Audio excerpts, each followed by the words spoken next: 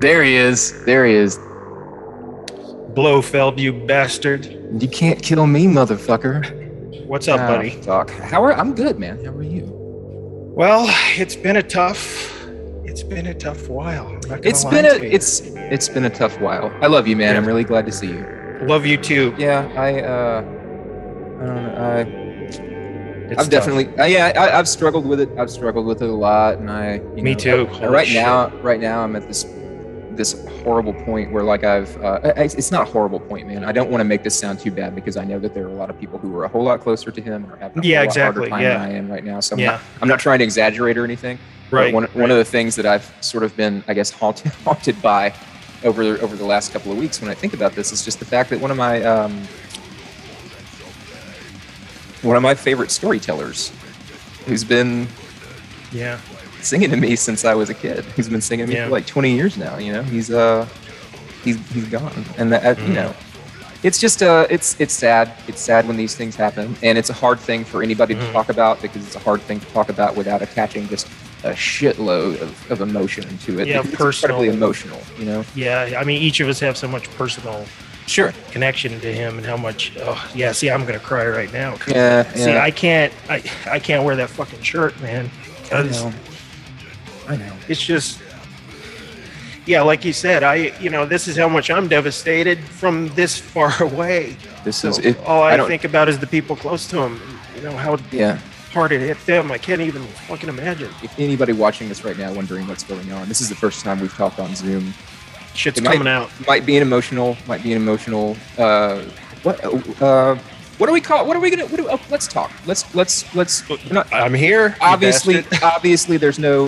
We have more to do, I think. Well, thankfully, our people who watched our show with Trevor were so fucking kind and incredible and fucking touched my heart beyond words. Yeah, lifted me out of the pit I was in, encouraging us to continue. Like they actually want to hear more horse shit from just you and me, which I think is beyond words wonderful. Beyond words wonderful. I agree, and I also, like I said, I lost my train of thought, but it's horrible when anybody dies. Obviously, we did not want to lose our friend and an incredibly influential artist. But when I will say that in the wake of that loss, I was very proud of the metal community at large. Absolutely. It seems like you're all. I remember logging on to Blabbermouth and being like, oh my god, I can't read. I'm not gonna read the comments. I don't want to see anybody say some fucking stupid shit at a time when they just it serves no purpose to say that kind of shit. I didn't see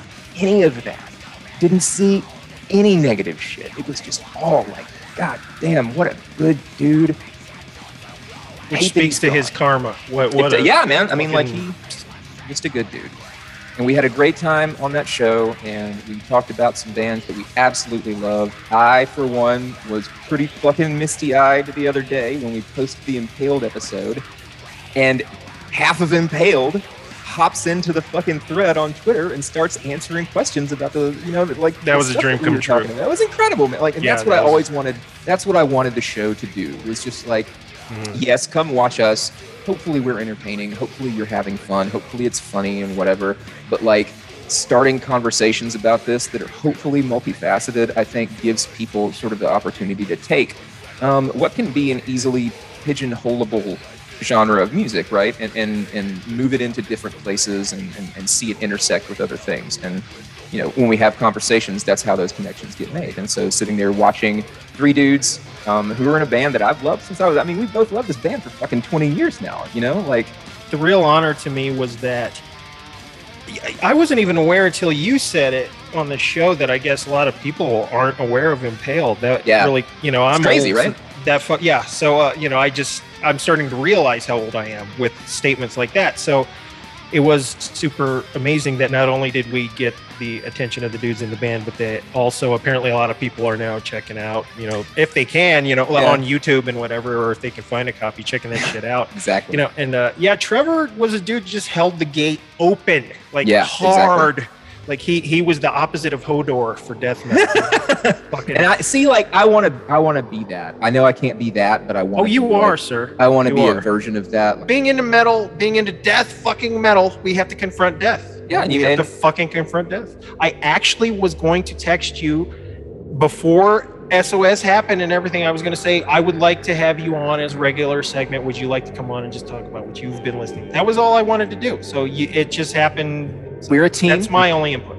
I'm not taking over shit. We're doing this together. And now you're back and we're back, and we'll have the exact same kind of interesting, fucking cool conversations that go all over the place that we always do. Cheers. I raise my Limoncello LaCroix to you.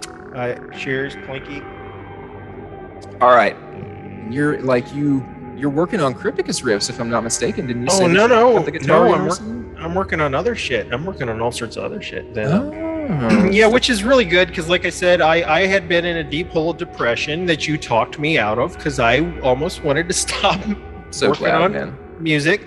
I'm really I knew you couldn't do it. I knew I know, but the U.S. Botanical Gardens are like right down the road, and me and Celeste went to see the corpse flower that's blooming in D.C. I guess it's been like a month ago, maybe longer than that at this point.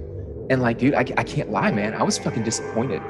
I couldn't smell it. I got close to it and I was like, this is cool as fuck. And I went around to the back, so I take my mask off and I'm like, it's like it's fucking fine cocaine and just nothing, man. Like it wasn't. Here's the thing. It was less than pleasant, but like I wanted to be like Body Farm fucking knocked over. Yeah, when it opens, it's like super stanky, and then the longer it's open, the more it fucking as all things do. Off. Yeah, just like that fucking county medical examiner scratch and sniff CD. That motherfucker wore out so fast, man. So disappointing. Yeah, it always sucks, like those CDs that were full of blood and shit. Like now that it's like it's all ossified and shit. Like God damn it, I can't do anything with this. Or those Evil Dead DVDs with the Evil Dead book DVDs with the faces on them. They just all fucking fell apart and rotted and stuff, because they're made out of latex, just like the real masks from the movies. Those fell apart too. That was so fucking awesome. It smelled like a fucking doctor's office. It was latex. It smelled like the inside of a Halloween. To me, it smelled like Halloween mask. Yeah, and it had those couple of reprint pages on the inside from the Tom Sullivan book of the day. Yeah, that shit was the best. And they fall apart and the foam starts coming out of the eyeball. And God damn it. I don't think mine got to that point. I think I hawked it for dope before I reached that point. But yeah, what have you been listening to, buddy? Well, that's the thing, man. Like this year like slowed way down. At the beginning of the year, I knew that I was going to have to kind of take a step back from a couple of things that I committed myself to, just because I was very busy. Finishing school, and that was my main priority. And now all that's over, and kind of retreated back into my safe hole of music that's old and super familiar to me that I really like Ministry and Godflesh and shit like that, and of course a lot of the other death metal classics as well. So there was a lot of stuff that I wasn't really checking out for the time for a little while. But like at this point, it's sort of we've had a recent explosion of great releases, and we have some upcoming new releases that I'm really stoked on. So it's kind of like a reawakening for me. I'm having fun, dude. I'm enjoying myself. Recently, let's talk about some recent shit. Did you hear the new Severe Torture EP? I heard, I think, the one song, but I haven't heard the whole thing yet. But it's like the first thing they've put out in 10 years, and it's easily the best shit they've ever done. I'm talking about going all the way back to the old shit. Yes, it's fucking awesome. The production quality is incredible. It's just 3 songs, but they're immaculate. And the title is one of the nastiest fucking titles I've ever heard in my life. It's called Fisting the Sockets. Vile. As Trevor would say, that's in all caps. That is pretty brutal. That's one of those like, do you know what is the #1 most brutal song title of all time? Because it is a known fact. This is a known quantity. Well, I don't even know if you can say this. The most brutal song title of all times, in my opinion, is which is by the band Prosthetic, which is Roger Boyard's from Mortician side project. That's nice. That's a lot. So, but see, Fisting the Sockets is like you can say that. Yes. That's a good one because you can say it, and it also sort of leaves room to the imagination, right? Like with the other song title, I feel like it's pretty much nailed down that scene for you. Now, what are the other song titles on the Fisting the Sockets, Entangled in Hate, and Hands and Head Not Found? It's good, man. See, those are one of like what I always talk about on the show is those semi-classy brutal death metal titles, which leaves some to the imagination.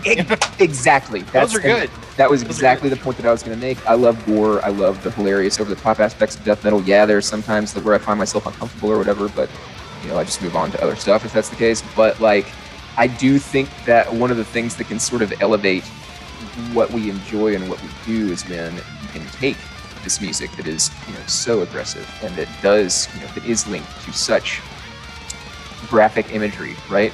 And I think you said class it up.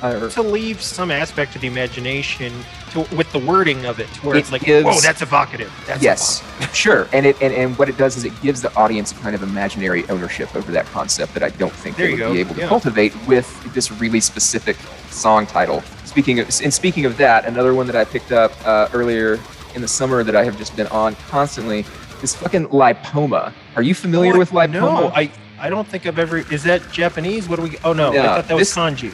That's not kanji. That's just rules. Death metal. Yeah, that's just death metal. Fat letters. And that's a giant fucking cyst right there on the cover. Boy. This is for real. This is the real gore grind shit. So are we talking the noisy gore grind, or are we talking the pathological thrashy gore grind? Pathological something gore grind.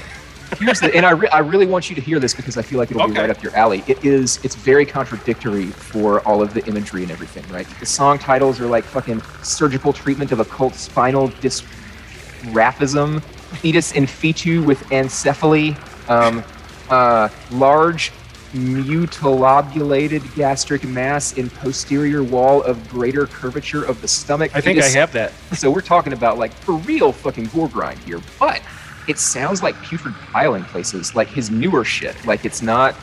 There's a lot of melody. Like there's interesting song structures. There's hooks. There's guitars. See, that's what I want for my gore grind. Yeah, that's how I and like it is. It's very cool shit. The dude is super cool. Max, he's a Greek national who lives in New York. He just completed a PhD in sociology, which is pretty cool. So he and I bet you guys had a lot to talk about. I want you to check out Lipoma, and specifically the one that I'm talking about right here. It's a collection of a bunch of shit, and it's called Nodular Cystic Fat Necrosis. Okay, so he doesn't have no album, just like a collection. There's an album and there's a split. I think I've got this and then two other ones. But this is the easiest way to get the most of his shit in one place if you want a physical copy. That's on Bandcamp? Yes, it's on Bandcamp. You can get one shipped from him, and Rectal Purulence put it out. I am loving this fucking gore grind revival that is sneakily happening that pretty nobody's cool, right? acknowledging, and you're part of it, you son of a bitch. You and Trocar are doing things, getting this going. But yeah, we did the Impaled episode, and this maybe was foreshadowing that I think gore grind that we like. That I like the thrashy. We both like the same thing. We like that Carcass style, that Carcass pioneered. And there are songs there. Like and I like themes and lyrics and ideas. And I like the noisy shit. Like Charcuterie is a great example. Like it's just really fun, fucking sloppy, gross gore grind. It's its own thing though. Yeah, it's very much in the spirit of that, and it pulls from noise in a lot of places too. But one of the things about like the gore grind that I think of, and specifically like Jan from Fluids, who plays guitar in Trocar, he absolutely worships Regurgitate's Sickening Bliss. Oh yeah, that's a good one. And that to me, like I remember we had the conversation. He said that was his favorite Swedish death metal album, and he immediately became very, very interesting to me. Wow. I was just can see that. There's a lot of crossovers. Swedish death metal, but because there is, right? Like if there is. Regurgitate is a great example. I was way more familiar with Carnivorous Erection, but like there are songs there. You know what I mean? There are hooks in places, specifically on fucking Sickening Bliss. Songs. Yeah. That's what I love. They'll write a song like this song's 30 seconds, this song's a minute, this song's a minute and a half, this song's 20 seconds, this song. I love and that's that was definitely a big part of what inspired sort of the songwriting direction that we took. But also like you said, I feel like there's a lot of unexplored aspects of that particular subgenre that are hopefully, if not making a comeback, getting picked up by people who haven't done it before and are sort of. Well, for sure, I think it's being explored now, like in the same way that thrash. These things get reborn and brought back. Like now, Exhumed is back. Yeah. Impaled might be coming back. Yeah. I mean, they said they got shit of that. They got shit in the tank. They said it on Twitter in public the other day. This is not a secret. Leon said.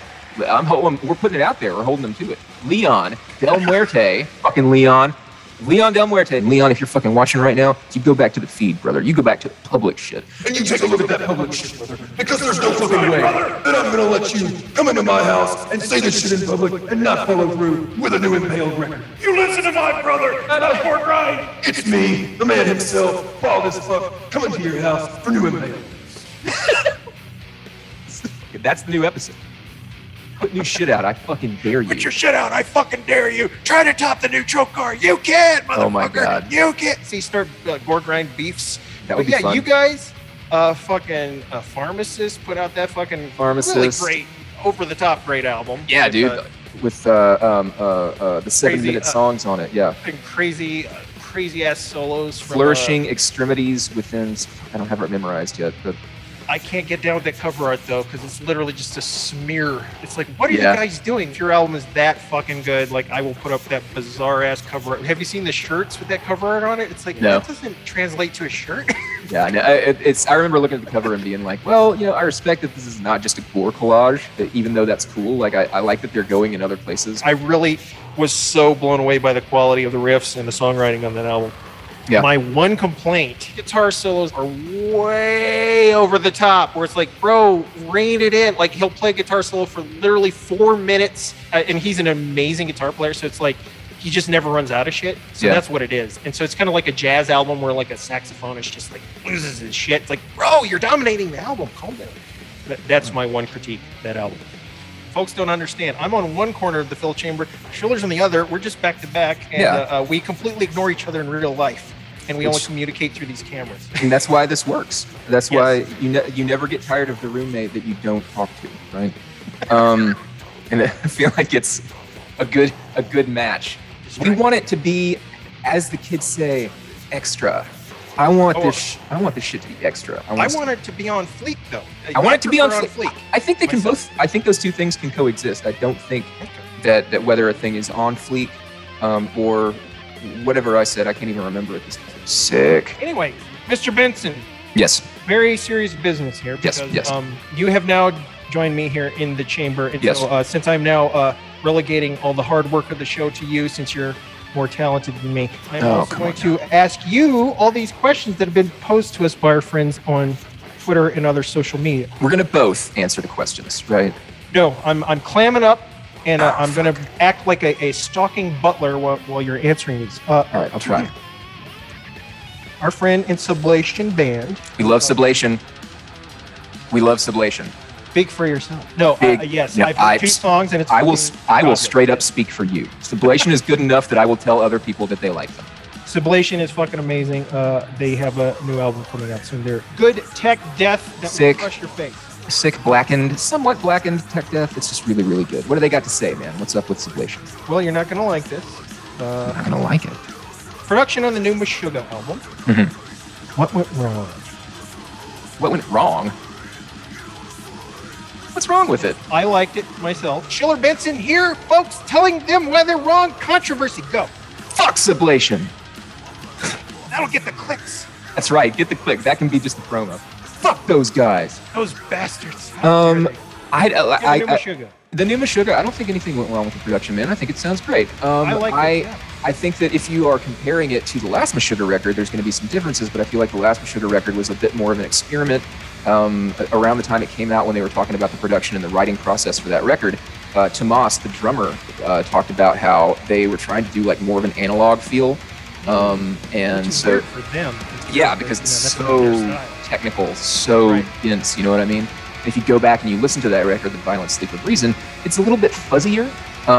The new one, I feel like, is somewhere in between the production on that and like Coloss, so the one that came out before that. Mm-hmm. And for me, I don't see a problem there. I would be interested. Sublation, you motherfuckers.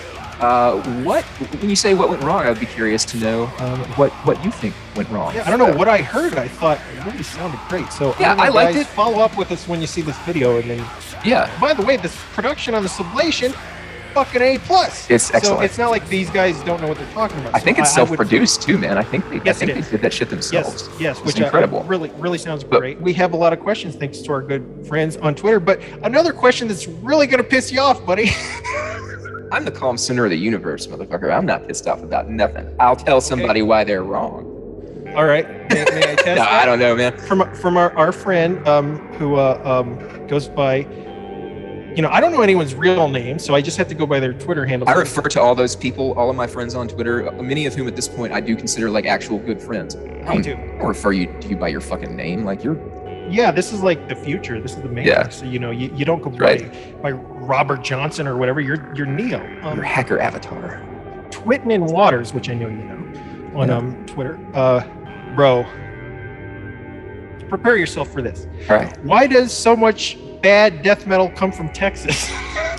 Oh, well, that's a bizarre take, isn't it? Are these like edgelord questions? He's not. That aren't No. real? This is not trolling. I'm sorry. I'm sorry, buddy, but Texas death metal is crushing it.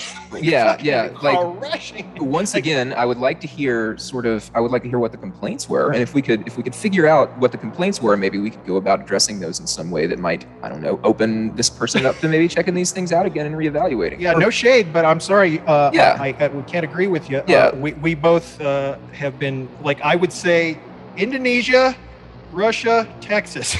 Texas. They've been maybe debatable 1 and 2, Russia and Texas. Yeah, so the cool thing about Texas is just the breadth of different styles that you've got coming out of there. You've got some of the old school revival folks like Frozen Soul. The new Flesh Rot album just dropped, and it's really fucking good. This is their first actual album, and it's really fucking solid. Tribal Gaze is another one from Texas. That's just really fucking good. Yes, so good. And then like Devourment's from Texas. So how are you gonna fuck with that? How are you gonna fuck with Devourment? I'm gonna say Twitten and Waters. This is just a taste thing. It's just not your. It is. Your vibe. All it is a taste thing. But I feel like this is growing up next to Texas, right? One of the things that you realize about Texas culturally is that the identity of Texan usually comes before anything else. For sure. Right? It's its own country. It's its own country. Texas death metal, if you've got a problem with Texas death metal and all you want that problem to be is just you being able to shit on it, that's fine. You can shit on whatever you want to. We don't necessarily understand.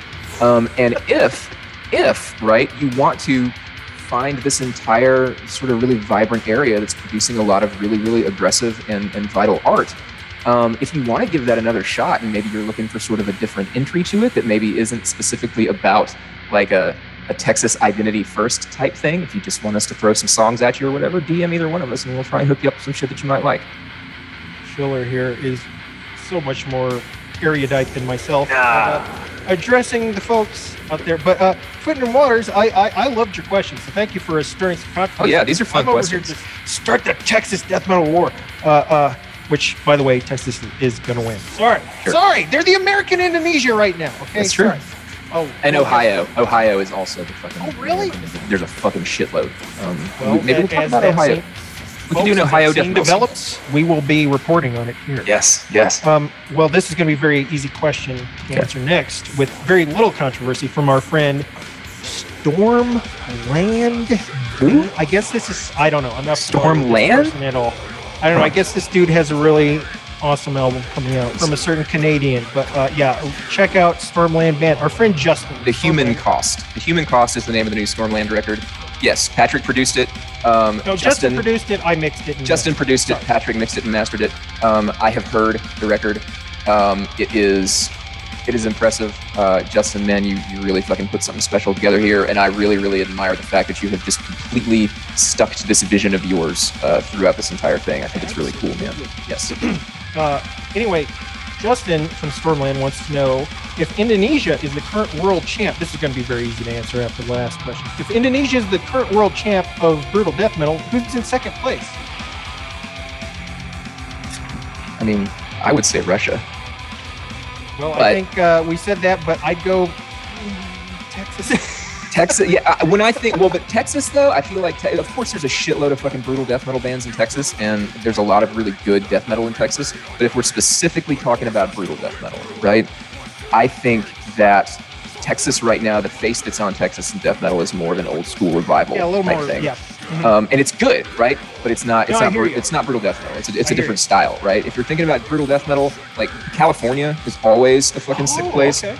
Russia is Russia's a fucking brutal. It's a brutal place. It's a little bit bigger than Texas too. Yes. So I think maybe you're going to get a little bit more. Yeah. Okay, you've talked me into it. If you were to ask me for my number 2, I would say Russia. Well, I would have said, the whole block there, Russia, Ukraine, and so forth. Yeah. But I guess that's not working out. But, No, seems like God it's not. bless those poor people. But What a shitty city! I fucking hate it so bad for them, man. Sucks, Like, bro, it just seems like it's people in power being like, let's fuck some shit up. Obviously, it's more complicated than that. But the only people paying the cost are the people who don't want to be in the fucking war. And the common folks who just want to make death. Yes, absolutely. So there you go, Justin. Write it down. Russia. Get it tattooed on your. It still says Texas. On your Does that? knuckles. I don't know. Does that fit there? Okay. Yes.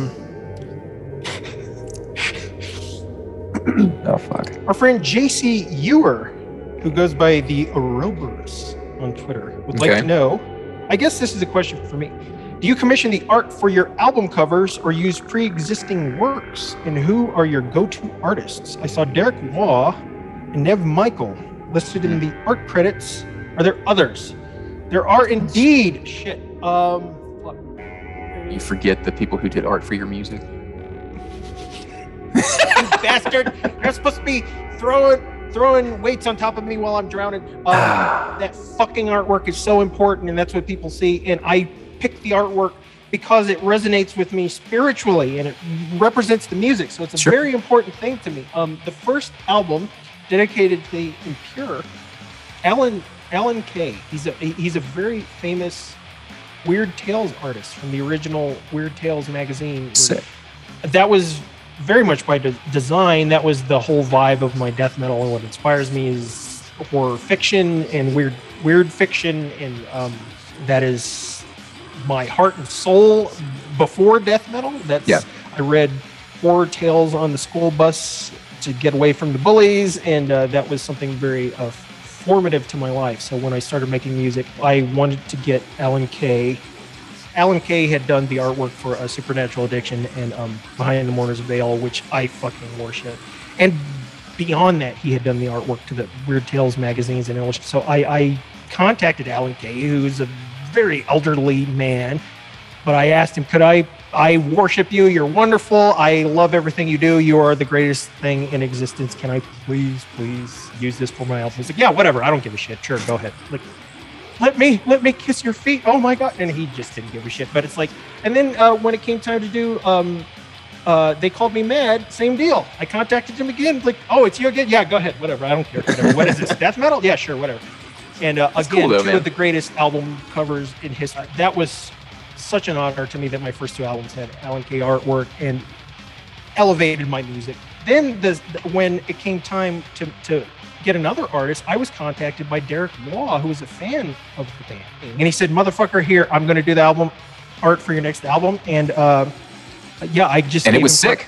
I gave him carte blanche. I just gave him the song titles, and he just came up with whatever he wanted. He did the EP Rites of Infestation, which was totally his choice. He chose whatever he wanted to do, and that's how it came out, and it was perfect. Like, he just came up with these beautiful tombstones with faces on them and trees. It's cool, man. On them. It was so perfect, and it represented everything I love. I said, bro, you nailed it. 0 notes. I just put the logo on it. That's all I did. Yeah. And then what he did for the Barons was all him. It was all, if you look in that, it's like a prog album cover. You can see elements of every song. There's all kinds of shit. Yeah. Which is cool.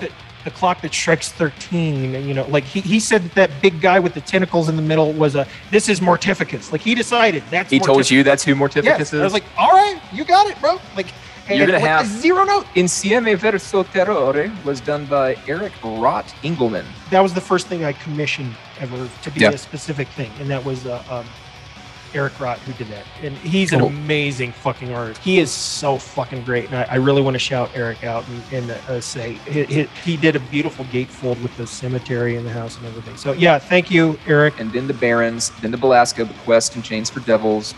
And then once you got the Nightcomers, that was Nev, wasn't it? Oh, the Nightcomers is Derek Waugh. Yeah. Nightcomers, Derek Waugh. Okay, cool. Yeah, which, oh my God, I think that might be his masterpiece. So anyway. Next question. Oh yeah, do we have time for a question? I don't know. It's World Eater 666 would like. Oh yeah, we love World Eaters. Shout out World Eaters, Canada. Under caffeinated war metal husband. Yeah. That's our boy. How do you know when a mix/master is done, or do you just get it to good enough and let it go?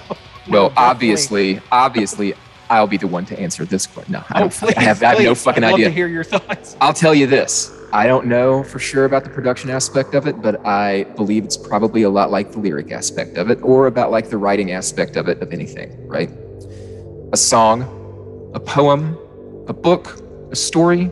Yes. Is never finished. It is abandoned. It is abandoned. You are 100,000% correct. It is abandoned. You just run out of time. You fuck with it until you're out of time, and that's what you got. Being a producer is not any different than any form of art. It's you fighting the elements and trying to establish your opinion of what you think is good, and then time runs out and you go, I get. So basically, well, if I'm working for a band, it's when they say that's good enough, stop, asshole. This is all we're gonna pay you. And then I go, oh, okay. Well, I guess that's good enough. But then if it's my shit, it stretches out to years and gets weirdly obsessive, like almost like I'm Fitzcarraldo. Yeah, it's Fitzcarraldo. I'm trying to get that boat over the mountain. That's every artistic pursuit. You know? Yeah. It's just trying to get that boat over. Like, this is horrible. This is never going to work out. And then at a certain point, it just starts sliding down the mountain and go, oh, I guess that's how it's going to be. Yeah. And then you look back years later and you go, either I was an idiot and I fucked that up, or you go, wow, that's really good. I really fucking nailed that. And then nobody remembers what you're talking about. But yeah, thank you for that question. Thanks, Dave. We love you. This is a very easy one from Biscuit Ritual. Oh shit. Taylor Nunstaker says favorite beer/drink. Well, I do not drink. You do not consume liquids? I do not consume liquids. I soak liquids in through my body. I don't drink them. I soak them in through my skin. I don't drink alcohol. When I did drink alcohol, I was partial to liquor just because of by virtue of it getting you drunker faster, right? Motherfuckers are out there like pairing wine with food and shit, and I'm like thinking to myself, why is the hole on the top of this bottle so small? I was trying to find love. I've drank Listerine, right? Oh my God, you did? In the parking lot of a CVS. Yeah, dude. I'm an alcoholic. I think that we need to make sure that. Yeah, that's prison shit, brother. But there was real alcohol available. Not that I could shoplift. I was stealing Listerine from CVS. Yeah, dude, it's a fucking miracle that you're here. I went way down through there. I'm very, very lucky that I managed to come back. I don't drink liquor. I don't drink alcohol anymore. My favorite drink is the fizzy water, and that is a very, very late 30s thing to say, but goddamn, dude, I crush fucking Polars and Waterloos all day long. So if you ever want to hit me up with some fucking gifts or anything, send me a 12-pack of this shit right here. This is the nectar of the gods right here. Listen to him. Send him free shit. If this show Polar, is good for nothing else, we need payola. Give us payola. We need a sponsor. Yeah, we need a sponsorship. Polar. What about you? Hit us. What's up with your drinks? I do drink alcohol, but I am not a fan of it. I do realize alcohol's a fucking demon, and I have limited it to be about 10% of my life because the rest of it has been taken up by the marijuana. My favorite drink in the world is a guayake yerba mate. A yerb. The orange. I fucking inhale this shit to a level that is probably not healthy. But I have bought the makers of guayake yerba mate houses and yachts. Okay, I have drank so much of that garbage. It's time for you to give back, Guayake. It's time for you to give us back. Sponsor our show, you cowards. Right. I also drink a lot of red wine because I refuse hard liquor. I think you listened to so much goth music and goth rock earlier in your life that you absolutely you became predisposed to red wine, and you haven't been able to get past that yet. Wine. Black lipstick stains, glass of red wine. That's some pretty solid goth vocals for joking around. But I saw you went typo negative. Oh, we got one on Instagram from Derek Waugh, Crypticus cover artist. Derek Waugh, what up, dog? What's your workout regimen like? Who do you blast while pumping these guns? Well, I'm going to say that's for you. Seriously, show them those guns. Well, the guns are gone, man. Look, it's just plain fucking. Let me see. There's nothing going on here anymore. So I do 3 days of the week. I run outside. And then 3 days of the week, I do indoor mixed cardio with a mask on. So that is the stair climber and the stationary bike. No lifting, but I do run a lot. And while I am running, I listen to heavy metal. I say that specifically because there's one other genre that I actually really, really love to run to, and we're about to run out of time, so I'm going to say it, and then we're going to have to pick up next time. Pop punk. I love you, man. This was a great fucking time. We're going to get together again soon. All right, we will talk again soon. This is awesome. We got less than a minute. You're going to come back, right? No, this is the end. I'll never fuck you, buddy. Again. You've insulted me to my core. Eat my shit.